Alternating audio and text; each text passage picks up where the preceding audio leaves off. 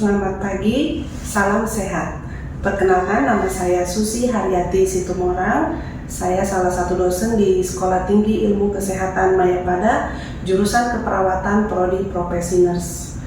Video ini saya buat dalam rangka memenuhi syarat sertifikasi dosen tahun 2025 dalam penilaian diri dosen unjuk kerja Tridharma Perguruan Tinggi.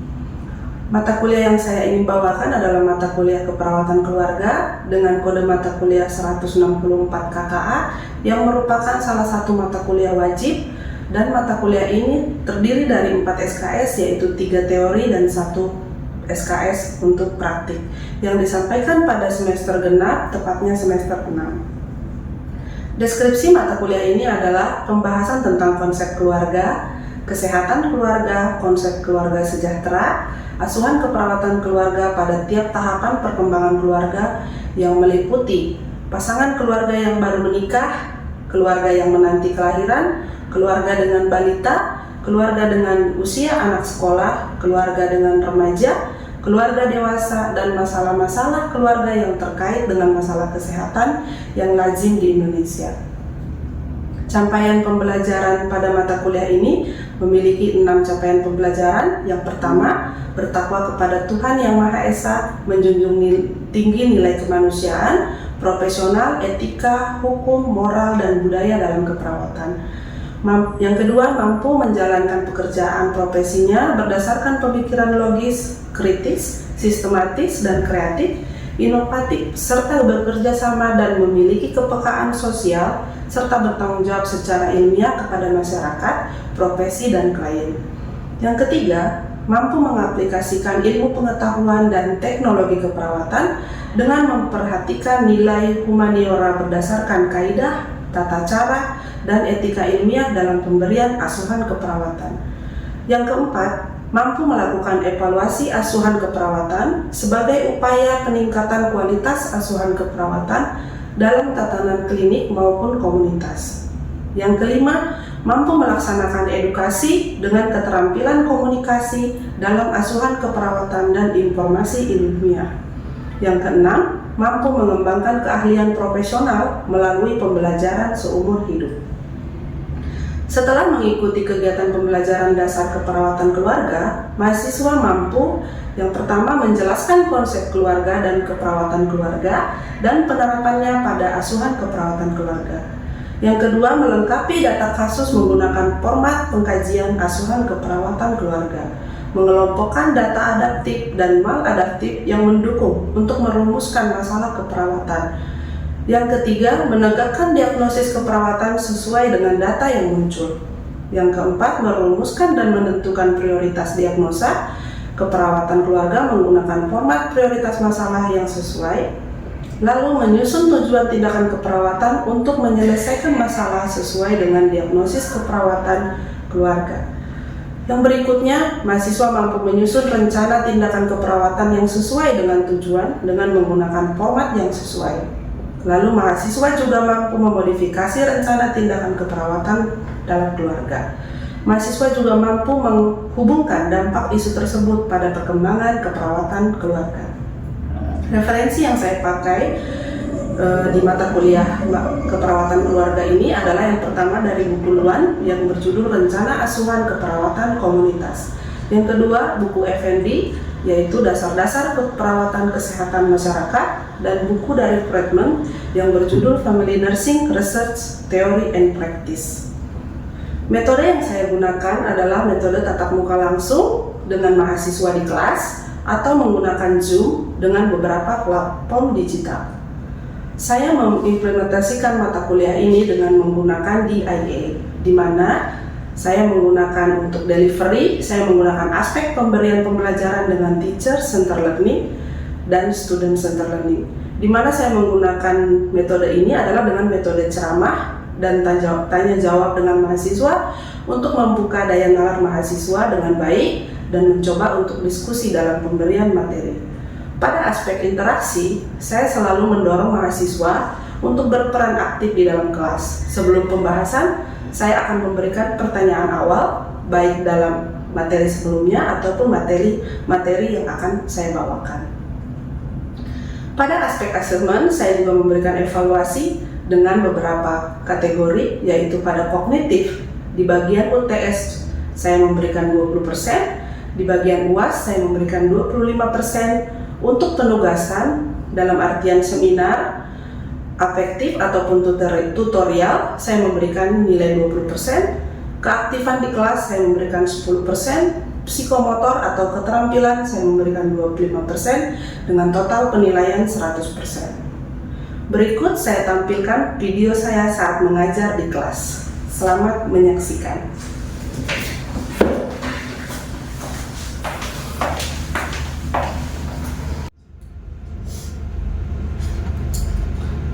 Baik teman-teman, selamat pagi. Selamat pagi, Bu.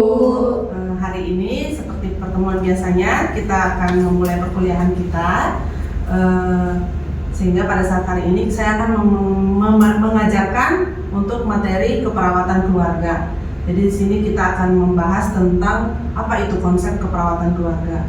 Sebelum kita mulai, mungkin ada baiknya kita berdoa dulu. Saya minta kepada Dwi untuk pimpin doanya. Teman-teman, sebelum memulai pembelajaran pada pagi hari ini, alangkah baiknya kita berdoa terlebih dahulu. Berdoa menurut agama dan kepercayaan yang masing-masing, berdoa di rumah.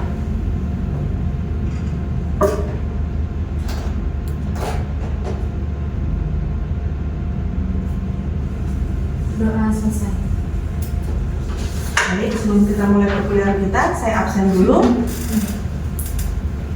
Karnia, Hadir, Bu. Dwi, Hadir, Bu. Ica Lutfia, Hadir, Bu. Mariam, Hadir, Bu. Nadifa, Hadir, Bu. Nanda, Hadir, Bu. Nisa Dwi Utari, Hadir, Bu. Seren, Hadir, Ibu. Suciana Ramadhani, Hadir, Ibu. Tina Octavia. Hadir, Ibu. Baik. Kenapa kalian kaku sekali? Tidak. Baik, hari ini kita akan mulai pembelajaran kita dengan konsep keperawatan keluarga. Di pertemuan pertama, saya akan menjelaskan apa itu deskripsi mata kuliahnya. Fokus mata kuliah ini adalah pembahasan tentang konsep keluarga, kesehatan keluarga, konsep keluarga sejahtera, asuhan keperawatan keluarga pada tiap tahapan perkembangan keluarga yang meliputi pasangan keluarga yang baru menikah, keluarga yang menanti kelahiran, keluarga dengan balita, keluarga dengan usia anak sekolah, keluarga dengan remaja, keluarga dewasa, dan masalah-masalah keluarga yang terkait dengan masalah kesehatan yang lazim di Indonesia. Tujuannya untuk mata kuliah ini adalah pertama umum, akhir semester kalian akan dapat menerapkan melaksanakan aspek keluarga yang menjadi tujuan utama dari mata kuliah ini. Untuk khususnya untuk pertemuan yang ini, kalian akan mampu dan mengerti arti konsep keluarga, struktur peran keluarga, komunikasi dalam keluarga, tumbuh kembang keluarga, dan tugas perkembangan keluarga. Baik, setelah mengikuti kegiatan pembelajaran keperawatan keluarga, mahasiswa mampu yang pertama menjelaskan konsep keluarga dan keperawatan keluarga dan penerapannya pada asuhan keperawatan keluarga. Melengkapi data kasus menggunakan format pengkajian keluarga yang sesuai, lalu mengelompokkan data adaptif dan maladaptif yang mendukung untuk merumuskan masalah keperawatan keluarga menggunakan format analisa data. Yang berikutnya menegakkan diagnosis keperawatan sesuai data yang muncul, lalu kalian akan merumuskan prioritas diagnosa keperawatannya itu apa. Itu dengan menggunakan format prioritas masalah yang sesuai. Yang berikutnya menyusun tujuan tindakan keperawatan untuk menyelesaikan masalah sesuai dengan diagnosis keperawatan keluarga, menyusun rencana tindakan keperawatan yang sesuai dengan tujuan dengan menggunakan format yang sesuai, memodifikasi rencana tindakan keperawatan keluarga, dan yang terakhir menghubungkan dampak isu tersebut pada perkembangan keperawatan keluarga. Nah, di mata kuliah keperawatan keluarga ini saya memberikan penilaian dengan secara kognitif, yaitu UTS 20%, UAS 25%, penugasan dalam bentuk seminar, afektif atau tutorial itu 20%, keaktifan di kelas 10%, psikomotor atau keterampilan nanti pada saat kalian praktik 25%, sehingga total penilaian nanti menjadi 100%. Oke, kita akan mulai mata kuliah pertemuan hari ini, yaitu tentang konsep keluarga. Yang pertama, apa sebenarnya itu keluarga? Ica, apa keluarga? mempunyai hubungan pernikahan, Bu. Yang mempunyai hubungan pernikahan. Dwi, keluarga itu apa? Yang tinggal dalam satu rumah. Yang tinggal dalam satu rumah. Oke, kita lihat ya. Keluarga merupakan kumpulan individu didasarkan hubungan tali perkawinan, hubungan darah, dan tempat tinggal dalam satu rumah. Itu menurut Friedman. Kalau menurut Wall, merupakan kumpulan dua orang atau lebih, atau tidak ada hubungan darah dan hukum, tetap berperan sebagai keluarga. Jadi dia tidak ada hubungan darah pun bisa dikatakan keluarga. Nah, yang berikutnya, dua atau lebih individu hidup satu rumah tangga, adanya hubungan darah, perkawinan atau adopsi, dan mereka saling berinteraksi satu sama lain, mempunyai peran masing-masing menciptakan dan mempertahankan budayanya. Ini menurut Bailon. Lalu unit terkecil dari masyarakat yang terdiri dari kepala keluarga dan beberapa anggota yang berkumpul di suatu tempat atau di satu atap dan saling berketergantungan. Kenapa dikatakan saling berketergantungan? Karena mereka adalah keluarga. Contoh, suami dan istri pasti akan saling ketergantungan. Struktur keluarga. Nah, struktur keluarga ini terdiri dari beberapa, yaitu patrilineal. Apa itu patrilineal? Keluarga sedarah dalam beberapa generasi, di mana hubungan itu disusun melalui jalur garis ayah. Jadi kalau keturunannya ayah, garis keturunan ayah itu namanya patrilineal. Tapi kalau misalnya melalui garis keturunan ibu itu namanya matrilineal. Jika matrilokal itu sepasang suami istri tinggal bersama keluarga dari ibu. Kalau dari bapak dia disebut patrilokal. Ini namanya struktur keluarga.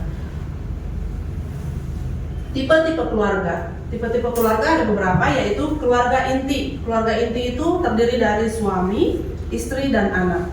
Nah, keluarga besar itu terdiri dari keluarga inti dan keluarga lain, tapi memiliki hubungan darah. Itu namanya keluarga besar.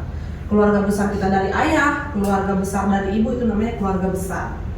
Keluarga single parent, orang tua dengan anak akibat cerai ataupun mati atau meninggal, itu namanya keluarga single parent. Keluarga berantai artinya keluarga berkomposisi poligami hidup bersama. Jadi dia berantai, udah berantai jadi istri pertama, istri kedua, ada lagi dari ayah dan ibunya. Itu namanya keluarga berantai. Kalau keluarga habitas itu dua orang tapi mereka tidak menikah tapi mereka membentuk keluarga. Ada juga tipe keluarga yang seperti itu disebut juga keluarga. Oke.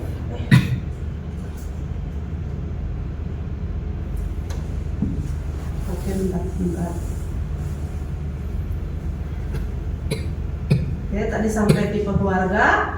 Lalu kita lanjut. Menurut Friedman, struktur keluarga terdiri dari pola dan proses komunikasi. Yang kedua, struktur peran. Yang ketiga, struktur kekuatan. Yang terakhir, nilai-nilai keluarga. Nah, kalau di pola dan proses komunikasi itu biasanya keluarga itu bersifat terbuka dan jujur. Selalu menyelesaikan konflik keluarga. Jadi kalau yang namanya keluarga, dia dalam pola dan komunikasinya itu mereka akan selalu menyelesaikan konflik yang ada di keluarga mereka sendiri. Berpikir positif dan tidak mengulang-ulang isu ataupun pendapat sendiri. Itu kalau berkeluarga. Jadi dalam proses dan pola komunikasi itu terlihat dari 4 ini. Jadi pasti sebuah keluarga akan menyelesaikan masalah dia, apa yang dari hari ke hari itu akan selalu ada masalah. Jadi semua proses komunikasi ini akan terjadi di dalam keluarga yang baik. Nah, struktur peran. Peran adalah serangkaian perilaku yang diharapkan sesuai dengan posisi sosial yang diberikan. Yang dimaksud dengan posisi atau status adalah posisi individu dalam masyarakat. Misalnya status sebagai istri, suami, atau anak. Jadi ini perannya terpengaruh dari posisinya, dari statusnya. Kenapa? Struktur peran. Seorang ayah pasti dia akan lebih bagaimana supaya menafkahi keluarganya. Seorang ibu dia akan bagaimana menjadi penolong untuk suami, mengurus anaknya di rumah. Itu terlihat dalam posisi individu tersebut, status individu tersebut. Struktur kekuatan dalam keluarga. Yang pertama itu hak untuk mengontrol, seperti orang tua terhadap anak. Itu kenapa dikatakan hak untuk mengontrol? Karena orang tua adalah pengendali dalam keluarganya. Itu struktur kekuatannya pasti muncul di situ. Lalu yang berikutnya seseorang yang ditiru. Kenapa kekuatan muncul seseorang yang ditiru? Seperti anak balita, dia akan mengikuti apa yang dilakukan oleh orang tuanya, apa yang diajarkan oleh ibunya, dia akan seperti seseorang yang meniru sifatnya. Itu menjadi struktur kekuatan dalam keluarga. Yang berikutnya pengaruh yang dipaksakan sesuai keinginannya, lalu pengaruh yang diberikan melalui cinta kasih, misalnya hubungan seksual. Nah, hubungan seksual itu menjadi salah satu struktur kekuatan keluarga, itu sudah pasti. Karena memang cinta kasih ini dia terlihat dari hubungan seksual dalam keluarga itu seperti apa. Hasil dari kekuatan tersebut yang akan mendasari suatu proses dalam pengambilan keputusan dalam keluarga seperti kesepakatan bersama. Jadi komunikasi-komunikasi tadi, peran sebagai keluarga tadi, itu dapat pengambilan keputusan dalam keluarga seperti kesepakatan bersama. Dia di dalam sebuah rumah tangga, di dalam sebuah keluarga, dia akan membentuk yang namanya konsensus ataupun kesepakatan bersama. Yang berikutnya adalah tawar-menawar. Di dalam keluarga itu pasti ada yang namanya tawar-menawar. Karena apa? Karena tidak selalu seimbang antara suami dan istri. Pasti mereka ada bernegosiasi, baik tentang ekonomi, baik tentang hubungan sosial, baik dalam hubungan berkeluarga, mereka akan terjadi tawar-menawar. Kompromi, juga kompromi ya. Dalam keluarga dia akan mau membeli sesuatu, dia mau menyicil sesuatu, itu pasti muncul kompromi. Ada juga paksaan. Paksaan itu kenapa menjadi suatu hal yang bisa untuk mengambil keputusan? Karena biasanya ada yang memang patriarki ya namanya, dia lebih ke laki-laki yang menjadi mengambil keputusan. Jadi si istri terpaksa, itu juga bisa jadi kekuatan dalam keluarga itu karena memang budaya mereka sudah seperti itu, mengikuti apa yang dikatakan oleh pihak laki-laki contohnya. Itu menjadi sebuah pengambilan keputusan juga dalam keluarga. Nah, nilai-nilai keluarga itu yang terdiri dari nilai atau suatu sistem, sikap dan kepercayaan yang secara sadar ataupun tidak sadar. Norma, pola perilaku yang baik berdasarkan sistem nilai dalam keluarga. Budaya, kumpulan dari pola perilaku yang dapat dipelajari. Kenapa? Karena seperti saya katakan di pertemuan sebelumnya, baik di mata kuliah transkultural juga ada, itu bahwa manusia itu memiliki budaya, keluarga itu memiliki budaya yang berbeda-beda.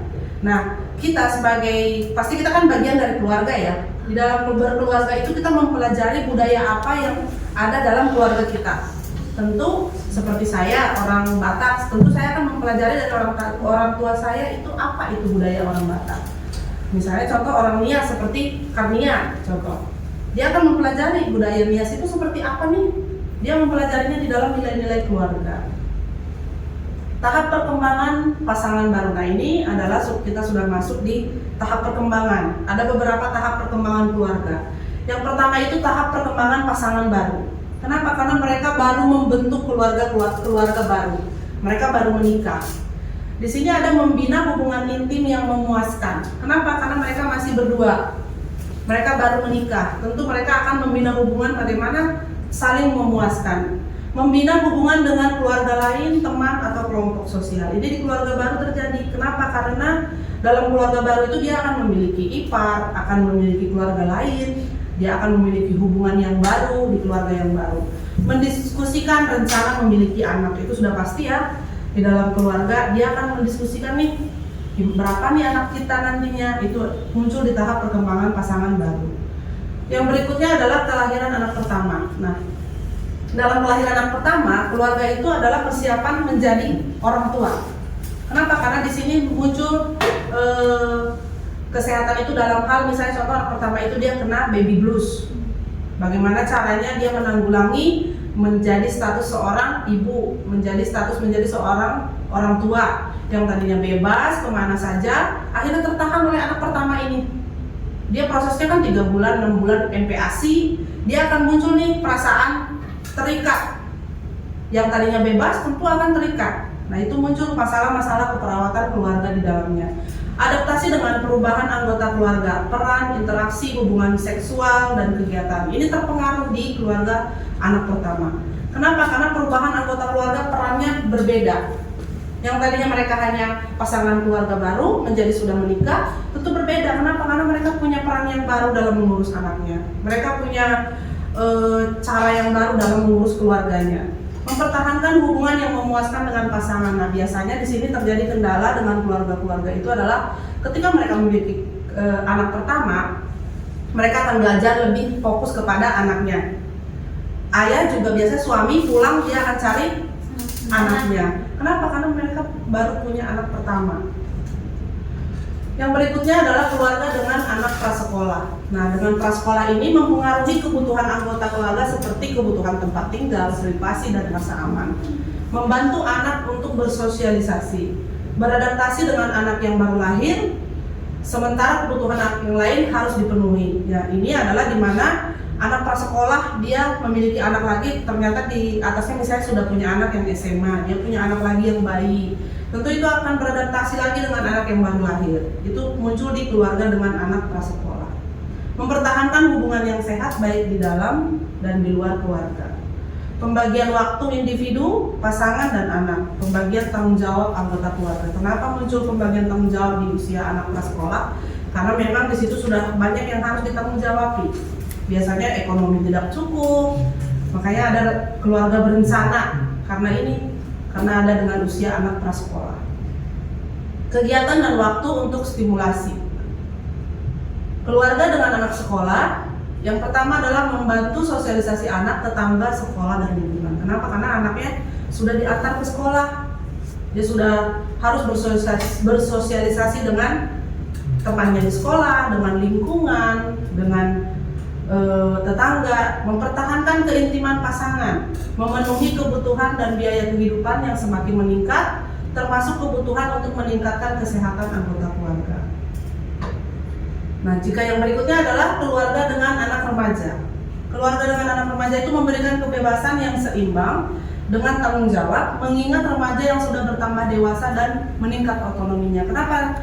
Karena remaja itu adalah anak yang biasanya labil. Dia itu masih udah punya keputusan sendiri, tetapi cenderung lebih mengikuti temannya kalau remaja. Mempertahankan hubungan yang intim dalam keluarga, mempertahankan komunikasi terbuka antar anak dan keluarga. Lalu di keluarga dengan anak remaja ini hindari perdebatan, kecurigaan, dan permusuhan. Hubungan sistem peran dan peraturan untuk tumbuh kembang keluarga. Jika keluarga di usia pertengahan itu lebih mempertahankan kesehatan. Kenapa? Karena dia udah usia 40 ke atas. 40 ke atas. Dia udah usianya tuh sudah di tengah. Dia udah lebih mempertahankan bagaimana kesehatannya karena dia udah lebih banyak tidak lagi seperti usia waktu baru menikah, tidak lagi seperti usia waktu baru punya anak pertama. Mempertahankan hubungan yang memuaskan dengan teman sebaya dan anak-anak, lalu meningkatkan keakraban pasangan. Kenapa di sini di usia pernikahan? Karena dia sudah menjelang, biasanya kalau istri dia menjelang menopause. Dia terjadi perubahan siklus, terjadi perubahan hormon, itu juga mempengaruhi dalam berkeluarga. Yang berikutnya adalah keluarga lansia, yaitu mempertahankan suasana rumah yang menyenangkan, adaptasi dengan perubahan kehilangan pasangan, teman, kekuatan fisik, dan pendapatan. Nah, kalau lansia lebih banyak lagi masalahnya ya. Kenapa? Karena pertama dia kehilangan pasangan, lalu kehilangan teman, kekuatan fisik. Di sini muncul biopsikososial. Yang saya katakan bahwasannya lansia itu dia udah lebih ke memandang citra dirinya. Dia tidak lagi seperti dulu, dia tidak lagi mobile, dia tidak lagi bisa kesana kesini. Pendapatan juga dia sudah berkurang banyak. Kenapa? Dia sudah pensiun mungkin di usia keluarga lansia. Mempertahankan keakraban suami istri dan saling merawat. Jadi misalnya mereka masih ada sepasang suami istri, mereka akan saling merawat. Bagaimana mempertahankannya? Mempertahankan hubungan dengan anak dan sosial masyarakat. Dia udah lebih ke banyak kumpul-kumpul ya, misalnya contoh dia udah lebih ke banyak bagaimana sih cara mempertahankan keluarga tersebut, udah lebih bisa ke anak yang satu, keluarga kan anak-anaknya pasti kalau udah di keluarga lansia dia sudah banyak memiliki keluarga-keluarga baru, dia akan pindah misalnya dari keluarga yang satu bagaimana ke keluarga yang kedua, kan biasanya tahap lansia sudah seperti itu ya. Nah, oke, sampai sini kira-kira ada yang mau ditanyakan atau gimana? Karena ada yang mau ditanyakan? Iya, tidak Bu. Kalau gitu saya yang tanya. Boleh. Dwi, ada yang mau ditanyakan?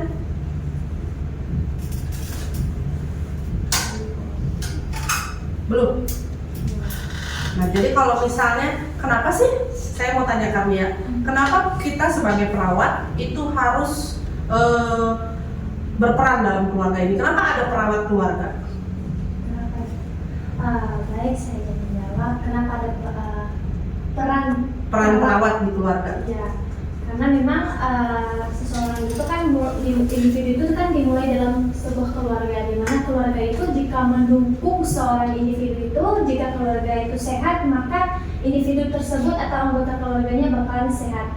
Bagaimana seorang perawat berperan penting dalam mendukung keluarga tersebut dengan salah satunya yaitu sebagai pemberi asuhan keperawatan. Bisa juga sebagai edukator, bisa juga sebagai advokasi dari pasien atau dari anggota keluarga tersebut yang memiliki permasalahan yang kompleks ya dalam keluarga. Biasanya kan kita temukan dalam keperawatan keluarga ini masalahnya akan ada yang bermacam-macam, berkompleks lah. Mulai dari orang tua sampai anak-anaknya pastinya ada beberapa masalah-masalah yang akan terjadi. Jadi peran perawat ini sangat dibutuhkan dalam sebuah keluarga ini karena memang perawat ini kan sebagai pemberi asuhan keperawatan yang salah satunya itu pemberi asuhan keperawatan. Jika seseorang ini merasa sakit, jadi perawat ini akan melakukan edukasi atau memberikan pemahaman penting karena memang di dalam keluarga juga dibahas tentang bagaimana seseorang itu memiliki psikologi yang baik dan yang mendukung untuk dia bisa menjadi sehat baik secara fisik maupun secara psikososialnya juga. Ya, benar ya. Jadi kalau misalnya dalam keluarga itu seperti yang tadi dikatakan oleh kami ya, itu keluarga itu adalah sebuah kelompok keluarga inti, di mana di dalamnya itu ada seorang individu. Individu itu adalah seseorang yang unik. Kenapa? Karena dia itu memiliki biopsikososial. Jadi makanya kenapa keperawatan jiwa, keperawatan keluarga, keperawatan gerontik itu terdiri di dalam sebuah keperawatan komunitas. Karena dia memang sangat berpengaruh. Jadi di komunitas, nanti kalian misalnya praktik ke wilayah binaan, kan tentu akan praktik ke wilayah binaan, kalian akan mengkaji, mendata bagaimana sih keluarga-keluarga di daerah tersebut, bagaimana sih budaya yang terjadi di daerah tersebut. Itu sampai ke situ, kenapa? Karena biopsikososialnya tadi. Dalam sebuah keluarga, itu muncul juga masalah-masalah dengan keluarga yang lainnya. Dalam hal sosial dengan tetangganya, apakah ada terjadi bentrok atau terjadi apa dalam berkeluarga, sehingga ketika kalian nanti akan mendata itu akan muncul masalah-masalah keluarga. Contoh, kalian akan ambil keluarga baru yang baru MPASI, mereka cenderung beli MPASI-nya, ada juga yang cenderung dia membuat sendiri MPASI-nya. Itu edukasi, sebagai edukasi kalian di keperawatan apa? Pasti di keperawatan keluarga, ya kan? Nah, kalau masalah di jiwa, contoh ada yang dalam keluarga misalnya dia KDRT, kalian akan menjadi seorang perawat yang caregiver, bagaimana memberikan kepedulian, bagaimana memberi edukator kepada keluarga tersebut. Jadi sekarang itu banyak, tidak harus keperawatan medikal bedah melulu atau keperawatan penyakit melulu, tidak juga. Karena memang keperawatan keluarga ini kompleks, dia besar. Kalian bisa masuk dari berbagai dunia. Jadi contoh nih, di keperawatan bedah, dia bed rest. Yang kalian edukasi siapa? Keluarga. Pasti keluarga. Bagaimana cara kalian sebagai perawat berkomunikasi? Bagaimana cara kalian sebagai perawat menjadi seorang edukator? Bagaimana kalian menjadi seorang advokat? Kalau sebagai advokat gimana sih? Melindungi apa, Sharon? Melindungi keluarga. Dia melindungi privacy. Ya, jadi keluarga tersebut kan pasti punya privacy ya. Nanti kalau kalian misalnya jadi seorang perawat keluarga di home care misalnya, kalian jadi konsultan keperawatan keluarga, itu akan muncul seperti itu. Jadi ketika kenapa belajar keperawatan keluarga ini, memang karena seperti itu. Karena memang keperawatan keluarga ini bisa masuk di berbagai area keperawatan. Tina, ada yang mau ditanyakan? Ya.